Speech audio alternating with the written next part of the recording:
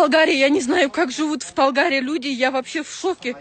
Как живут люди? Страшно за детей, вообще за всех страшно. Жуткая трагедия в Алматинской области. В Талгарском районе мужчина застрелил человека и похитил двухлетнего ребенка. В Талгарском районе резонансное преступление. Еще одно. После не менее резонансного убийства подростка Шерзата Полата. Это место снова в криминальной хронике. В Алматинской области возбуждено уголовное дело по факту бездействия сотрудников полиции Талгарского района. Об этом сообщили в прокуратуре региона. По данным следствия, месяц назад местная жительница обратилась с заявлением об изнасиловании. Однако полицейские не приняли должных мер. Позднее родственники самостоятельно задержали подозреваемого и передали его в полицию, но мужчину отпустили. После этого он вновь пришел в дом потерпевшей, застрелил ее брата и похитил двухлетнюю девочку. В этот момент самой девушки дома не было. Она, как медсестра, оказывала помощь больному соседу. Спецназ провел операцию по освобождению ребенка. Девочку удалось спасти. Ее жизни, слава богу, ничего не угрожает. А подозреваемого задержали. При нем был изъят обрез. Министр внутренних дел Республики Казахстан держал проведение вот этой спецоперации под личным контролем. Как уточнила адвокат Гаухар Сариева, она сестра потерпевшей, во время погони преступник вместе с ребенком сорвался на автомобиле в реку. Девочка получила травму. По словам Гаухар, ей сделали операцию, наложили 8 швов. И вот в Талгаре тем временем похоронили брата Гаухар, того самого застреленного мужчину. Расследование этого резонансного дела ведут специальные прокуроры. Ход дела находится на особом контроле прокуратуры области. И сейчас мы выясним подробности этой трагической кровавой истории у адвоката Жандоса Палманова. Он приступил, среди прочих, к этому делу, и сейчас он у нас в эфире. Жандос, я вас приветствую. Я представляю интересы потерпевшей стороны, покойного мужа Балзия, и со стороны, получается, похищенной девушки, женщины по имени Аружан. Жандос, хотелось бы услышать от вас новые подробности этой резонансной истории. Есть ли вам что добавить к тому, что уже прозвучало в СМИ ранее? Что мне стало известно, на сегодняшний день возбуждены ряд уголовных дел по факту убийства, совершенного группой лиц, а также присвоения незаконного ношения оружия, и угон автомашины, и похищение человека. Получается, на сегодняшний день по 5 статьям возбуждено уголовное дело и соединены в одно производство. То есть в последующем они будут направлены в отдельном производстве. Верно ли я понимаю, что вот та самая девушка, которая писала заявление об изнасиловании, ее с нападавшим, с похитителем ребенка связывали какие-то личные отношения? Это так? Ну, да, они общались, можно сказать, в какой-то части.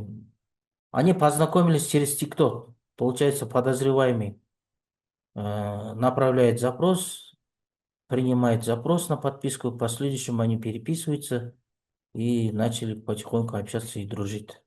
Что касается похищенного ребенка, двухлетней девочки, в каком она сейчас состоянии? Что вам известно? Как ее здоровье, как ее самочувствие? Вчера мы находились в управлении полиции Талгарского района. В качестве потерпевшего нас допросили вместе с матерью похищенной девушки. Девушка сейчас находится один из районных управлений больницы, районных, получается, состояние стабильное. Сделали операцию, были небольшие ушибы, ссадины и так далее. Могли бы вы уточнить, эта девочка, это дочь девушки, которая писала заявление, либо это дочь убитого брата? Дочка является, получается, моей подзащитной по имени Аружан. Ну, вот мы видим, да, моментальную реакцию надзорных органов. Возбуждено уголовное дело. В каком сейчас находится все статусе? На сегодняшний день возбуждены ряд уголовных дел, как я ранее говорил, назначены соответствующие экспертизы, необходимые органами следствия, прорабатываются все разные версии, мотив преступления, каким образом все происходило, свидетельские показания закрепляются там. И подозреваемые все трое мужчин задержаны и водворены ИВС, санкционированы до 2 месяцев э, согласно постановлению Следственного суда Талгарского района.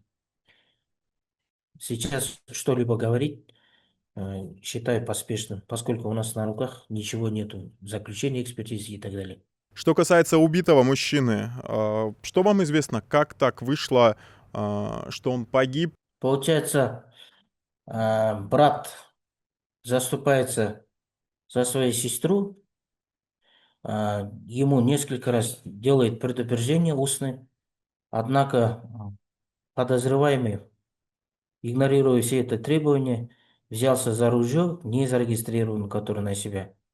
И сейчас вопрос стоит, откуда вообще на самом деле взялось вот это все оружие у него на руках. Сейчас органы полиции работают. Как мы знаем, на эту историю отреагировала прокуратура. Что вам известно в этом отношении? Дать правовую оценку действиям либо бездействием сотрудников полиции Талгарского района я не имею права, поскольку на тот период я не участвовал в этом деле. Но со слов моей коллеги мне стало известно, что она неоднократно обратилась на орган уголовного преследования по факту задержания. Они, получается, сами задерживали, представляете, адвокат, ее муж сами задерживает подозреваемых и доставляет в орган полиции, но никакие меры не были предприняты согласно статьи 128 УПК. Это, то есть подозреваемые не задерживали. Хотя статья позволяла тяжесть преступления и санкция по данной статье 120 час 1, а также 147 час 4, она, то есть, позволяет следователю задерживать его до выяснения обстоятельств. Органы у нас, высший надзорный орган прокуратура области даст в последующем по возбуждению уголовного дела свои правовые оценки каждому должностному лицу, который до этого расследовал уголовное дело по заявлению потерпевшей стороны. Жандос, ну вот на наших глазах развернулась настоящая такая кровавая драма, большая трагедия для целой семьи. На ваш взгляд, как адвоката, можно ли было ее избежать? Конечно, можно было избежать, если стороной защиты, то есть стороной потерпевшей стороны, адвокат же сама же до этого же опубликовала, что мы неоднократно обращались в органы, правоохранительные органы, что они задерживали, изолировали от общества самого подозреваемого. Если вовремя изолировали бы от общества, да, то есть задерживали бы, водворили ИВС, это особо тяжкое преступление. Я бы считаю, что это мое личное субъективное мнение, что не совершалось бы. То есть таких последствий особо тяжких не было бы. На этом у нас все. Вы можете поставить лайк этому выпуску, высказать свое мнение в комментариях. Мира вашему дому и пока.